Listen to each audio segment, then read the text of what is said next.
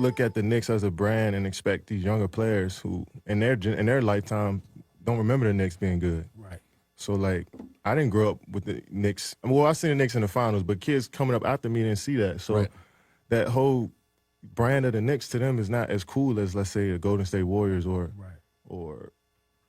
even the Lakers or the Nets now. You know what I'm saying? It's like the cool thing right now is not the Knicks.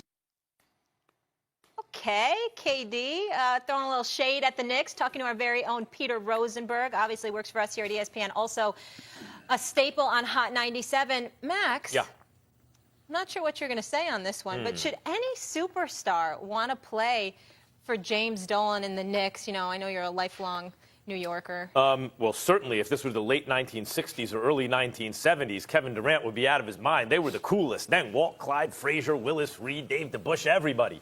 Bill Bradley, come on, Stephen A., eventually Earl the Pearl.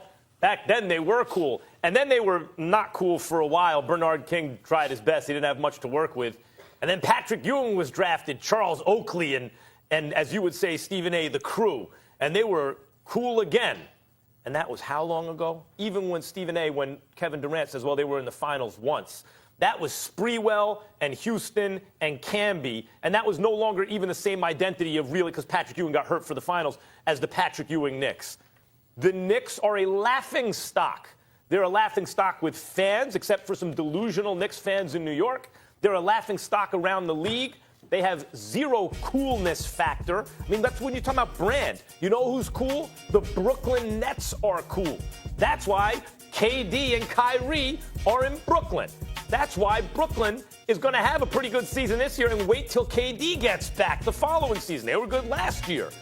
The Brooklyn Nets are ascendant in New York City. It is because of Jim Dolan, Stephen A., and as long as he is the owner, the Knicks will not be a thing. Well, you know, it's a debate show, so we've basically robbed the audience because I have nothing to add. I mean, the Knicks are. You look so depressed, Stephen A.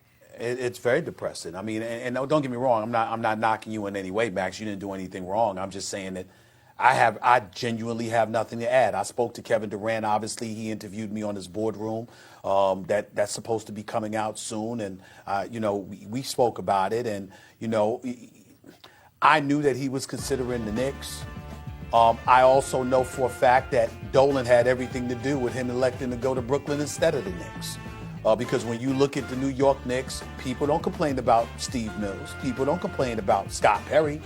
People don't complain about Madison Square Garden, despite the fact that it's above Penn Station and we know what kind of environment that could be from time to time.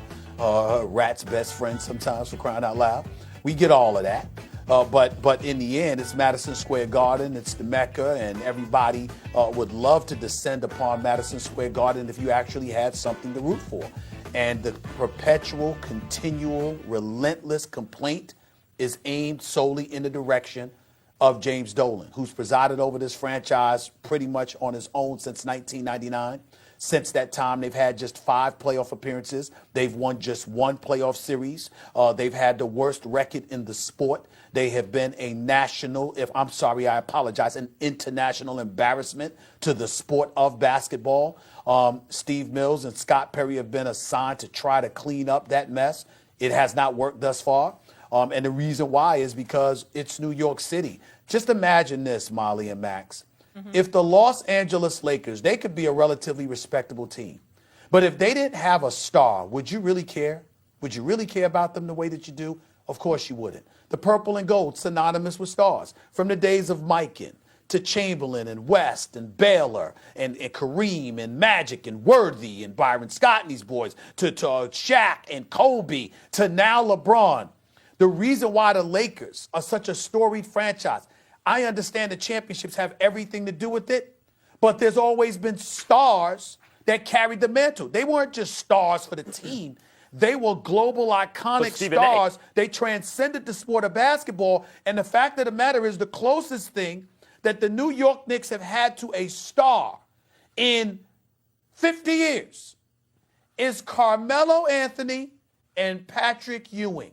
One never played in an NBA Finals. The other never won an NBA championship. Those are the 2 biggest stars you have had since 1973. Right.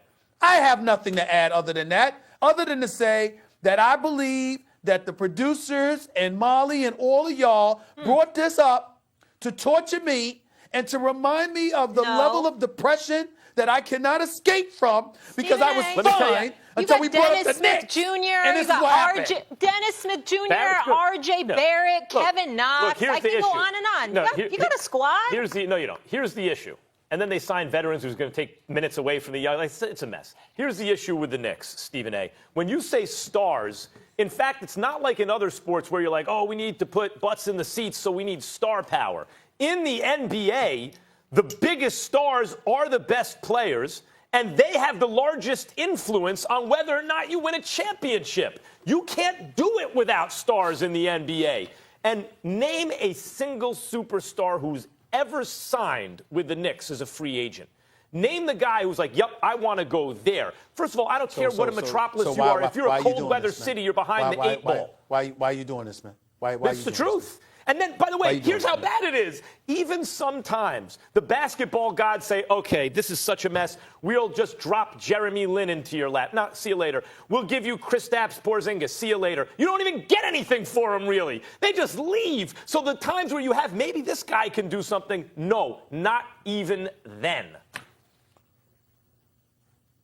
All right, this is just depressing. Let's go to break. This is all sad. On a brighter note, Stephen A., the show's heading west. We'll be in Los Angeles, the sunshine, for the entire week of October 21st for NBA opening week, including the huge Lakers and Clippers showdown at Staples. They have no problems with stars. We'll have plenty of special guest surprises. Don't miss any of the best debate on television right here on First Take. A lot more to come.